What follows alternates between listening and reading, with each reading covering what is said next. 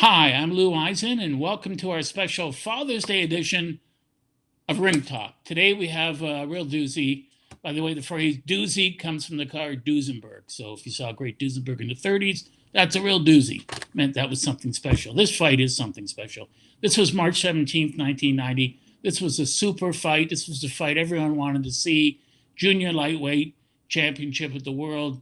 Coming in was the pound for pound best fighter on the planet, Julio César Chávez from Mexico, who went into the Hall of Fame, and a man who's not in the Hall of Fame, but I think deserves to be there, Meldrick the Kid Taylor, who held the IBF junior lightweight title. This fight was, as I said, March 17th, 1990, and it was billed in meteorological terms. It was Thunder Chavez versus Lightning Taylor, and both these guys were skilled. I mean, I loved watching both of them fight.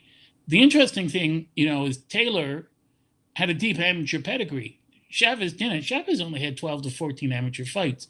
He was a prodigy, but the reason he only had that many was his family was living in an abandoned boxcar in Mexico, and there's no social welfare system down there where if somebody doesn't have any money or the family's broke, he can get help. So they're living in this car. He follows his two brothers to the gym who are boxing. And Chavez not that physically big a man. I mean, I'm taller than him, not stronger than him, obviously, even at his age now. But he could punch with both hands.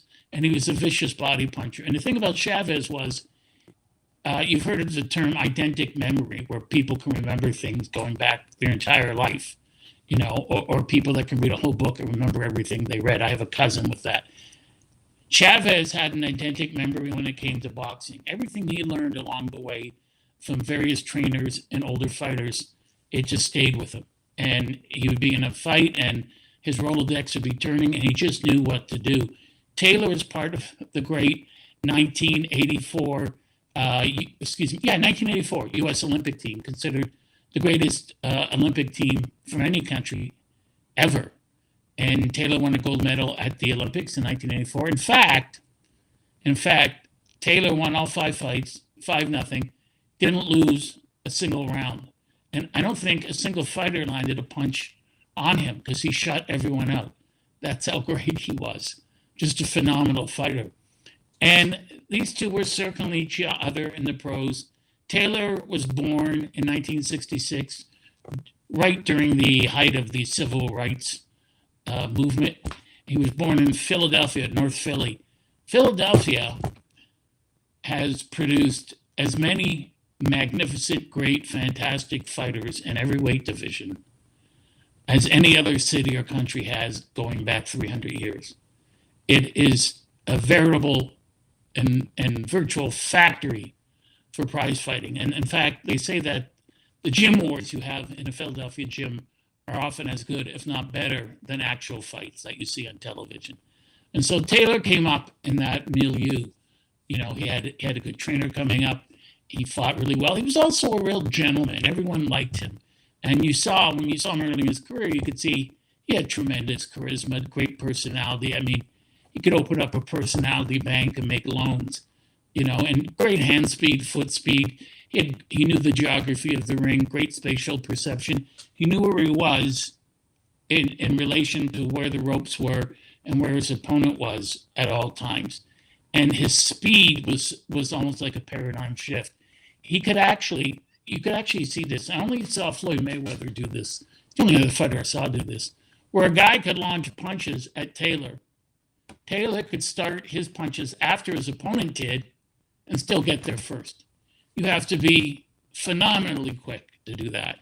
And Taylor could do that. And so he actually missed a tournament on his way up to the Olympic Games because he wanted to graduate with his high school class at Simon Gratz High School in Philadelphia. And his teachers all said, if we were going to have a son, we'd want him to be like Meldrick Taylor. Taylor was just such a great guy. You have Chavez, who didn't have the benefit of coming up, with a small family. He had a lot of brothers and sisters, and they were broke. Taylor's family wasn't well off, but it was close-knit. He had an older brother who also became a professional fighter. And Chavez is moving up through the ranks. He starts off in Mexico, starts fighting. And you have to understand, to a family that was making no money and was barely subsisting on food they could find outside the empty train cargo they were living in, for Chavez to start coming home with $50 or $100 or 250 or 300 or 500 from fights was, to them, like someone winning the $80 million lottery. They couldn't believe it. And it kept going up and up and up and up and up and up and doing better and better and better. And then he started to fight in the States. He won his first title against Mario Martinez, a featherweight title. But when you look at some of the names that, I just jotted them down, but some of the names that he beat, during his career, it's a Hall of Fame career. He beat champions like Juan Laporte, the great Puerto Rican fighter Edwin Rosero, who was a world champion.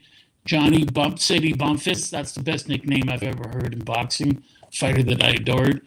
The great Bazooka Limon, he destroyed Hector Camacho, and he also beat Rocky Lockridge, and he beat a lot of great fighters. And Chavez, was considered the best fighter pound for pound in the sport, and his signature, his MO, modus operandi was, and he knew this better than anyone, he was a vicious body puncher.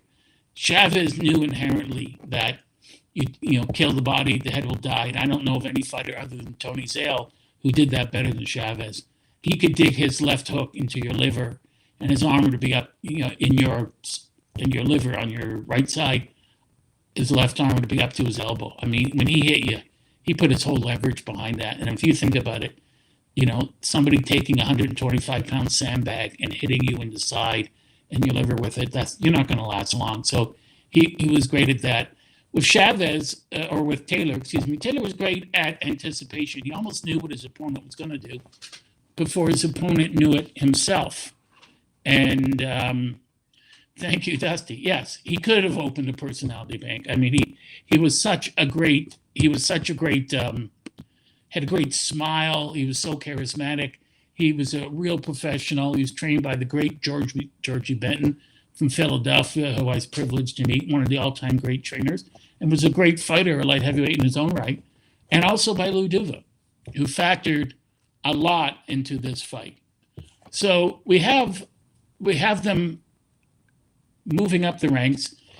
Taylor wins the IBF title from the great Buddy McGirt, who was a wonderful fighter in his own right and is one of the top several trainers on the planet now, boxing trainers. Great guy. Very, very funny guy. McGirt could have been a stand-up comic. But Meldrick Taylor dominated him with speed. McGirt was very quick and had, was very strong and had heavy hands, but Taylor just dominated him from the first round to the last. And people wanted to see this fight. This was such a big draw. Who would win? Would it be Taylor's speed against Chavez's power? And everyone was wondering how each would deal with the other. How do you deal with a guy like Chavez who wasn't as fast with his hands or feet as Taylor, but was stronger? Chavez was also quicker. And by that, I don't mean quickness and speed are two different things in boxing. Quickness is not like from a running start, 100-yard dash. Quickness is when you see the opening and then you take advantage of it. And no one could do that quicker than Chavez. And he wasn't thinking there's the opening, I'll do it. The opening appeared and his arms almost worked independently of him. That's how Joe Louis described it. So you have that. Taylor, just from where he was moving and standing, could really throw quick 8-10 punch flurries. Not everyone would land, and most of them weren't that powerful, but over the course of a fight, they would swell a guy up and they would do damage. And if you keep doing that, and the more you do it and the more of your punches you land, you're going to eventually stop the guy. So what do you do? What do you do with a guy like Chavez? Well, how do you beat power? Ali did it with speed.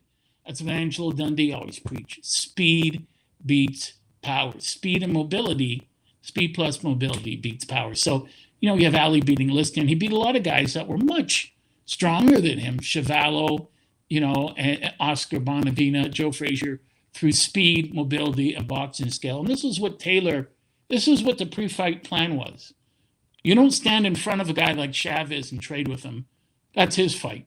And as I've said before, the great one of the all-time great trainers, Charlie Goldman, who trained Marty Servo, he turned Rocky Marciano into a Superman. He always preached, no one ever invents a game just to be beaten at it. In other words, you don't fight the other guy's fight because that's what he wants you to do, and you're going to lose.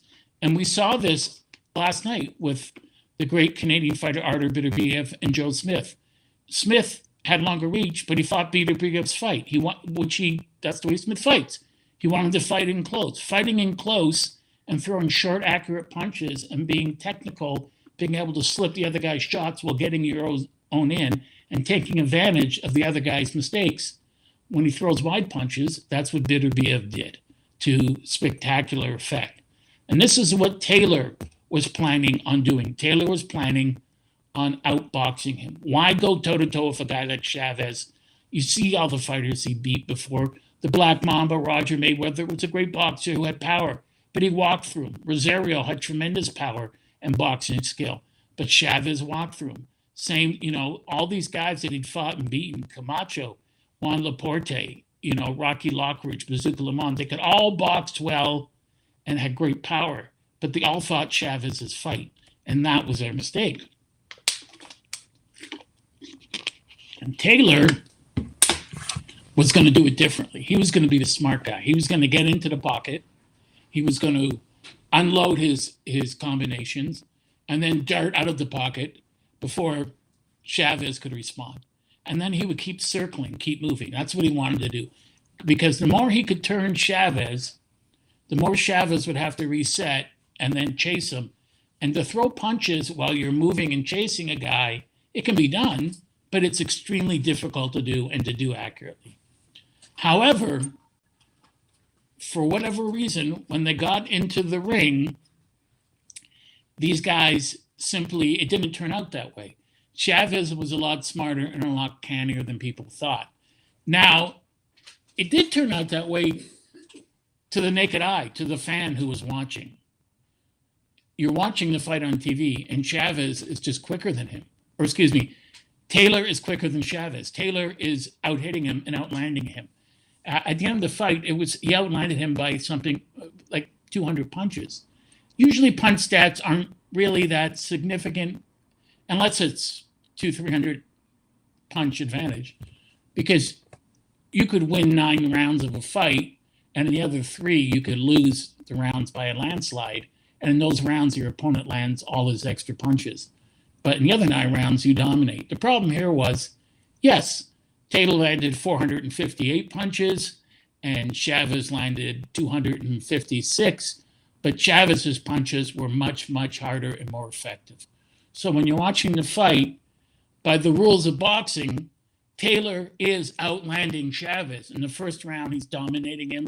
Second round, third round, fourth round, he's winning the rounds. He's putting rounds in the bank because his hand speed is creating a paradigm shift. It's so much quicker in his foot movement than anything Chavez would deal with before in his career. However, the big but is from the first round on, Chavez's quickness began to come into play. He found that he could counter Taylor's jab or double jab with a straight right hand.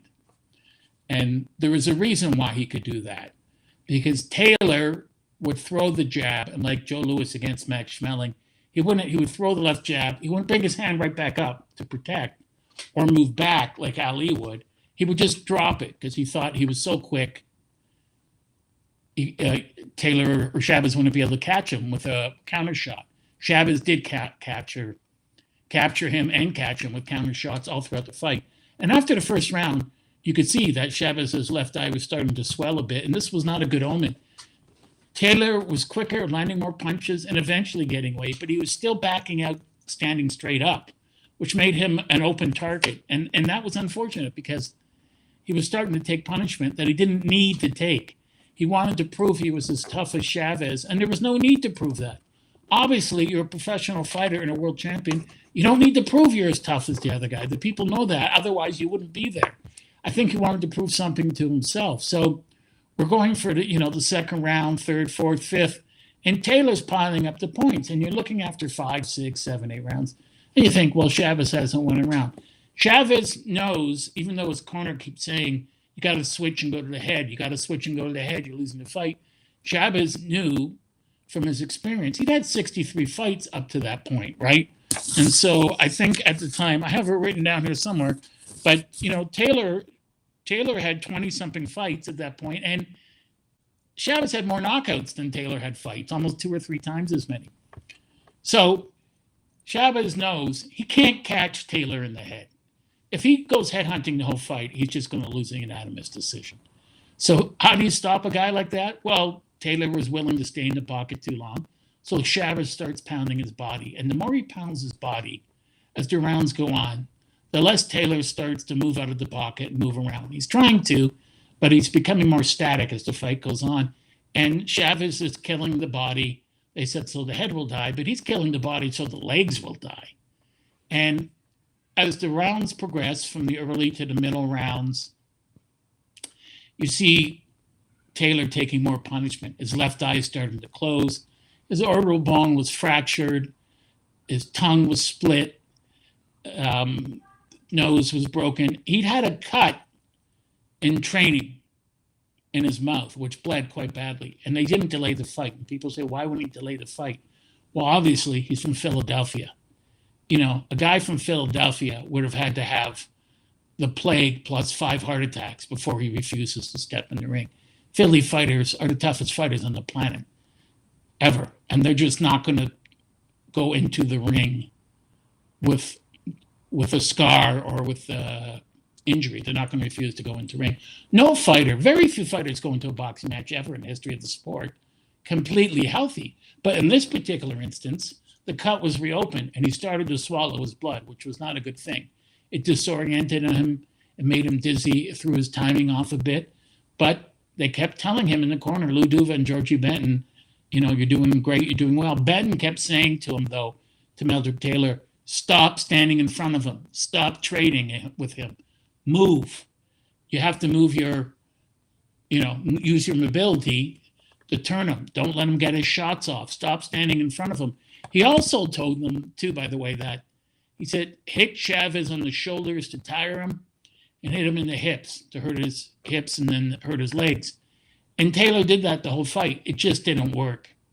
Taylor didn't possess enough power to get Chavez to respect him. He respected his skills, but hitting him on the shoulders and hitting him in the hips just didn't work with Chavez when he fought Taylor. So the fight goes on, and it's an incredible fight. You're watching Meldrick Taylor throwing these 6, 7, 8 punch combinations. Chavez can't block them. He can't see them.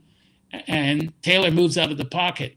But during the fight, there's always those, moments where Chavez is able to catch Taylor before he moves out of the pocket, hit him in the body, right hand to the left eye. He just keeps hammering his eye, his nose. Chavez is not missing with his jab. He's being out-punched 2-1, and other times 3 and 4-1, but his punches are heavier. So Chavez is losing on the scorecards, on 2 of the scorecards, but he's winning the overall war. He's just not winning every single battle. And this was a tough fight for Taylor. Taylor needed this fight to prove his legacy. Taylor had beaten good guys before, and as I said, I made a list of the guys, that Taylor beat. He beat Robin Blake, Martin Quiroz, Aaron Davis, Glenwood Brown. I mean, these were all really quality, top-tier fighters that he had beaten, but Chavez was going to be his masterpiece. And the controversy from this fight stems from the fact that they're getting down to brass tacks. It's 10th round, 11th round. After the 11th round, Taylor's taken a tremendous amount of punishment. He's ahead on 2 of the 3 scorecards. Only Chuck Giampa, incredibly, has Chavez ahead. It's effective aggressiveness is what you score on. But also, if the other guy's landing more punches, he wins the round. But I guess Chuck Giampa didn't see it that way. Anyways, after the 11th round, Taylor, who had received a lot of punishment and got hit at some really good right hands to the chin, went to the wrong corner. He didn't know where he was. And so Richard Steele had to guide him to his own corner. After 11th round, Chavez's corner saying to him, "You're losing the fight." Chavez hadn't lost yet. 86 and I believe he was coming into it, or I think 63 and my mistake. And he hadn't lost. Hadn't lost a fight. And they said to him, "You're behind in the scorecards. You need a knockout." And of course, they said to Taylor, "Just run, move and run." But Taylor wouldn't do that. He would not listen. And so he comes out and they touch gloves, and Taylor goes right after him. And Chavez can't stop him, but Taylor is quite injured. About a minute into the fight, you have to remember at this point, Taylor has swallowed 2 pints of his own blood. So that's a lot. And he's obviously concussed. He was never the same again after this fight. And people were worrying that were broadcasting the fight and watching it at ringside that Taylor may have suffered serious permanent brain damage from this fight, because no one had ever hit him that much in the course of a single fight. So about a minute into the 12th and final round, Chavez lands a right hand and Taylor staggered.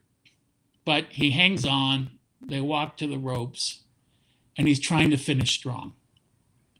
He's doing his best to finish the fight strong. He's throwing punches and bunches, but he's fighting on muscle memory now. He's got really nothing behind his punches, and he's exhausted. And he traps Chavez against the ropes about a foot from his own corner, from Taylor's corner. And he's throwing punches, and then Chavez executes one of the most ring-savvy moves in boxing history. And he did this throughout his whole career. Chavez loved to trap guys by laying on the ropes, putting his hands up, letting them come after him, and then he would spin off the ropes and turn the tables. And that's exactly what he did. He spins off the ropes, he ducks under a punch from Taylor, and then throws a right hand, and Taylor fell like he'd been shot. He just hit the ground in a heap. He was hurt. And at that point, when he knocks him down, there's 13 seconds left in the fight, I believe. 12 or 13 seconds left in the fight. It's a significant point. At this point in time, the audience is going crazy. And the fighters can't hear themselves, and they can't hear referee Richard Steele. So Taylor gets up. And as he gets up, Lou Duva, against the wishes of Georgie Benton and other people in the corner, gets up on the ring apron and says, screaming at Richard Steele and screaming at Meldrick Taylor. And getting on the ring apron when the fight's still on is an offense for which you can be disqualified. Richard Steele would have been within his right to immediately disqualify Meldrick Taylor. He didn't. He didn't look at Lou Duva, who was standing maybe a foot and a half, screaming at them. He was looking at Meldrick Taylor. Taylor was concussed. And Duva said, you'd think when there's that much noise, you can grab the fighter by the face, just hold his face gently and say, do you want to continue? He didn't ask him that. He said, "Are you okay?" And Taylor blinked and looked at him, and he said, "Are you okay?" And Taylor looks to the side at Duva, and when he comes back, Richard Steele waves the fight off with 2 seconds to go. Steele said he was only concerned with the welfare of Meldrick Taylor and not with how much time was left in the fight. He said he wasn't aware of how much time. So there's a lot of things going on. Should the fight have been stopped? I believe no. Harold Lederman, who I adored and knew his business better than anyone else, who was one of the great ring judges of all time, said Richard Steele did the same thing. So the problem here is manyfold. Lou Duva should not have got up in the ropes. That's number one. He distracted Taylor, and Georgie Benton never forgave him for that. Now, it's unlikely that Meldrick Taylor, over the noise of the crowd, heard Richard Steele. The other factor is when you knock the man down, you have the guy doing the knockdown, the guy scoring the knockdown, has to go to the furthest neutral corner. Chavez didn't do that. He was lurking in mid-ring. Steele should have turned to look at him and say to him, "Go to the corner." He didn't do that. That was a mistake. Had he done that, the fight would have ended before he would have had a chance to stop it. A lot has been made, well, they stopped the fight, there was only 2 seconds left, and still said I wasn't aware. I don't buy that. That's not possible. Because in the 11 previous rounds, when there were only 3 or 4 seconds left in each round, he was right there with his hand up, ready to jump in. It isn't feasible to me that he could be aware of how many seconds were left in the first 11 rounds, but not in the very last round. It's his job to know exactly how much time is left, or within a couple seconds of how much time is left. Also, he didn't ask Meldrick Taylor, do you want to continue? He said to him, are you okay? Now, because it was so loud, I don't think Taylor heard him. I may be wrong, but I don't think he heard him. And Taylor, being a world champion in his own right, deserved still doing it again. Richard still should have asked him again. I think he should have asked him a third time and said, do you want to continue? Or he even could have said, can you hear me? Do you understand me? If he doesn't answer that, then you can stop the fight. But even asking a third time, the bell rings, the fight's over. So the big argument was always he stopped it with 2 seconds left. Well, let's take the time equation out of it. Let's say the time is irrelevant. Doesn't matter how much time is left. Well, then you have to make sure the fighter hears you. And if he's not responding at all, then you stop the fight. It's unlikely Taylor heard him. Still didn't confirm. He didn't say, can you hear me, Meldrick? And look right there in his eyes, grab his face. Can you hear me? He didn't do that. And then he stopped the fight. There wasn't enough time left if he waved it on for either fighter to throw another punch. Steele, even peripherally, had to see the red light go on when Taylor got knocked down. Taylor gets knocked down, and even if you're looking down at him on the canvas, you notice through the corner of your eye the red light. So still, okay, less than 10 seconds. Gets up, supposed to give him an 8 count. He actually counts to 9. Still has to know by that point, it's his job, that there's maybe 2 seconds left in the fight. That's it. That's it. That's all the time that's left. So I said just a couple seconds ago, let's take the time equation out. That's hard to do. But if you do, even at that point, a world champion still deserves to be asked a third time, can you hear me? Do you understand what I'm saying to you? Or what referees have done for years, if you don't respond, I will stop the fight. And the same thing happened, I believe, with Amir Khan and Danny Garcia. And that's, I don't know, that might have been Richard Steele, I'm not sure, but the referee said, can you hear me? Do you understand what I'm saying? Amir Khan did not respond. The referee stops the fight. It's the correct thing to do. In this case, he asked him twice. Twice should be sufficient, but in this case it wasn't, because when you factor in the noise.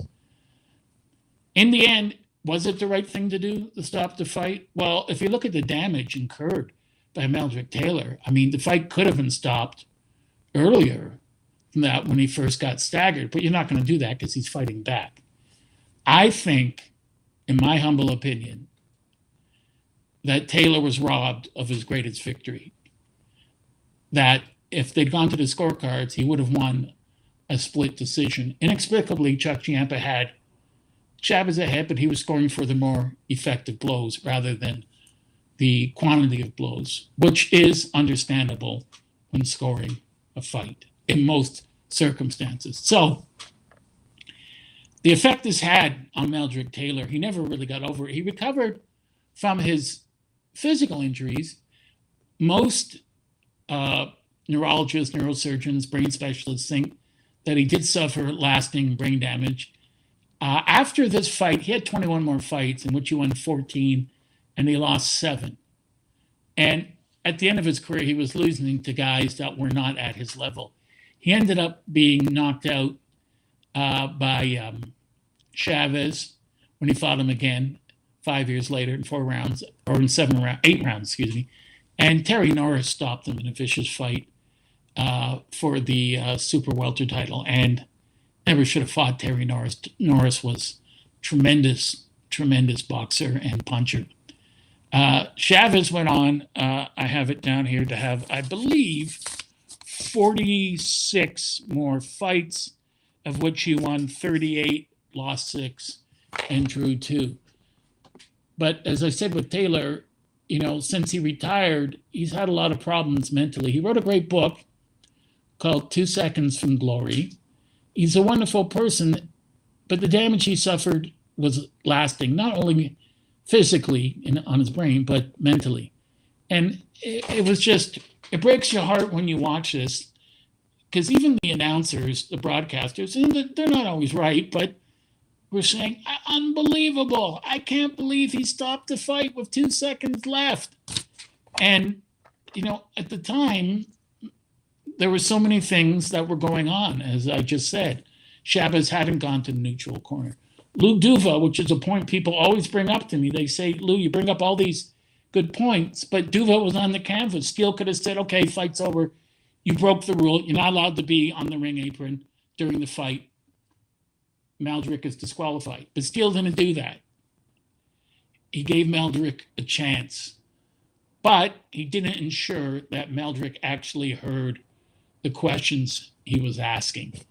And therein lies the heartbreak. If you haven't seen this fight, go to YouTube.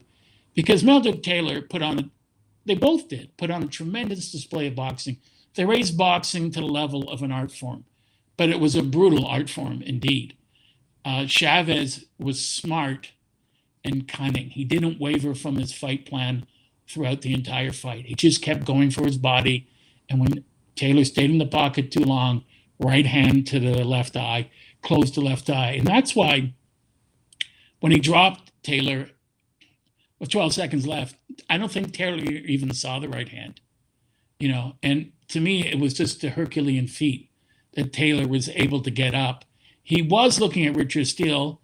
His eyes were focused. I just don't think he could hear, which to me tells me he was concussed. But as I said before, you have the time factor. And I said, well, let's take the time factor out. It's almost impossible to take the time factor out. There's so many things going on in this bout. But in my estimation, I think Taylor should have been given the chance to finish the fight at that point. No one knew what his injuries were. Steele knew that he'd taken a lot of punishment, but there was only 2 seconds left. Steele had to be aware of how much time was left. Taylor deserved the victory. It would have changed his whole career. I think it would have changed how he thought about himself and how people viewed him. It would have got him into the Hall of Fame. It may not have changed his career, actually, now that I think about it, because for the simple fact that he took so much punishment, he was never the same again. And it affected him and still affects him to this day. Chavez fought him again in 94 and knocked him out. And Chavez continued being Chavez. He fought on long after he should have fought, but a lot of fighters do that. And that was because Don King stole a lot of Chavez's money. Taylor right now has very little or no money. And unfortunately, that happens to a lot of fighters.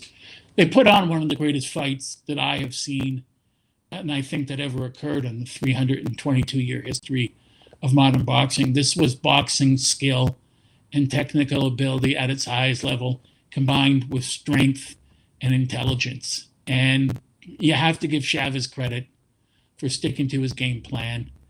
And, he wasn't complaining like he did later in some of his much later fights. He wasn't making excuses. He said he was the quickest guy I ever fought. Interestingly enough, Chavez, a while later, fought his Taylor's Olympic teammate, Pernell Whitaker. I thought Whitaker beat him every round, and it was considered a draw.